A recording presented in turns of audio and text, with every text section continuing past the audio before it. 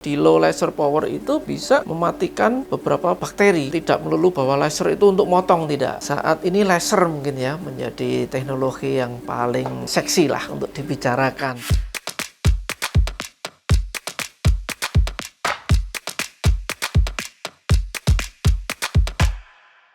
Ya, hal definitif yang kita pegang tetap standar kompetensi ya. Masing-masing kolegium punya standar kompetensi. Karena standar kompetensi itu akan diimplementasikan pada kurikulumnya.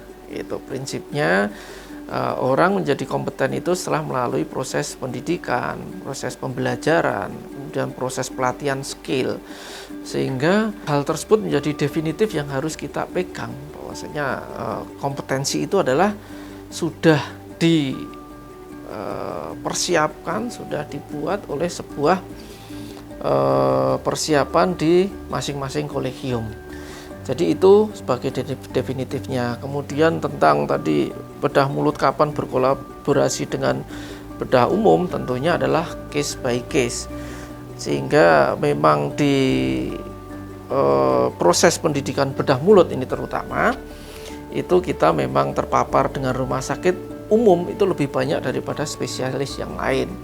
Karena kita di bedah mulut itu harus menjalani stase di bedah dasar, kemudian bedah plastik dan macam-macam. Beberapa hal memang kita harus kolaborasi menjadi satu tim ya, terutama untuk kasus-kasus yang lebih sistemik, tidak hanya di area maksilofacial saja. Mungkin juga akan melibatkan hal-hal yang lain dan bukan bedah umum saja. Kita sering kolaboratif dengan bedah ortopedi, misalkan untuk penggantian tulang mandibula. Ya, autogenus kita ngambil dari sias atau dari tulang yang lain untuk bisa dicangkokkan di mandibula. Itu kita akan bersama dengan ortopedi. Dengan bedah umum juga mungkin beberapa hal kita bisa kolaborasikan, sehingga sebuah tim itu muncul ketika biasanya kita mulai dengan konferensi klinis, bahwasanya memang kita butuh masukan dari teman-teman sejawat yang lain. Bahkan kemarin kita punya pengalaman di rumah sakit gigi dan mulut itu untuk anak berkebutuhan khusus pun kita harus butuh tim. Dan tim itu tidak melulu dari tim medis yang mau turun, termasuk orang tuanya, keluarganya, kemudian orang-orang dekatnya yang keseharian menyertai dia, itu kita masukkan tim. Karena bedah tidak hanya mikirkan masalah klinis bedahnya saja, paskanya kita juga harus pikir. Ketika dia sudah tidak dalam kondisi teranestesi kan dia mungkin gelisah, cemas. Itu timnya adalah orang-orang dekatnya yang bisa kita libatkan. Dari awal itu kita ajak masukkan dalam konklin tentang apa yang kita lakukan. Paskanya nanti kemungkinannya seperti apa, itu kita libatkan dari dalam sebuah tim.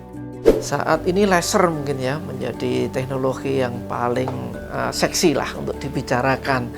Karena laser ini bisa untuk motong jaringan lunak, bisa untuk motong jaringan keras, bisa juga panjang gelombang dari laser ini di low laser power itu bisa mematikan beberapa bakteri, sehingga untuk mengkondisikan jaringan pasca bedah supaya dia penyembuhan lukanya lebih cepat juga ada. Jadi tidak melulu bahwa laser itu untuk motong, tidak. Kadang juga bisa untuk melakukan tindakan semacam fisioterapi ya. Beberapa teman saya itu juga sudah mulai mengaplikasikan. Kalau mungkin teman-teman kenal Dr. Irwansyah Manurung, itu kebetulan satu leteng dengan saya di bedah mulut.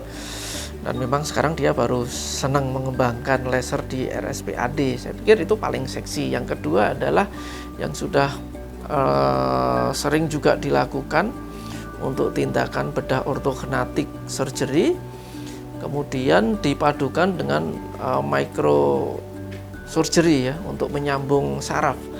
Jadi pada kasus ortognatik tidak menimbulkan parestesi karena microsurgery-nya bisa melakukan penyambungan tingkat sarafnya supaya alveolaris inferiornya saat ya mungkin terpotong atau beberapa saraf yang mengalami kerusakan ketika pembedahan itu bisa disembuhkan. Mungkin dua itu yang sangat seksi dan menarik.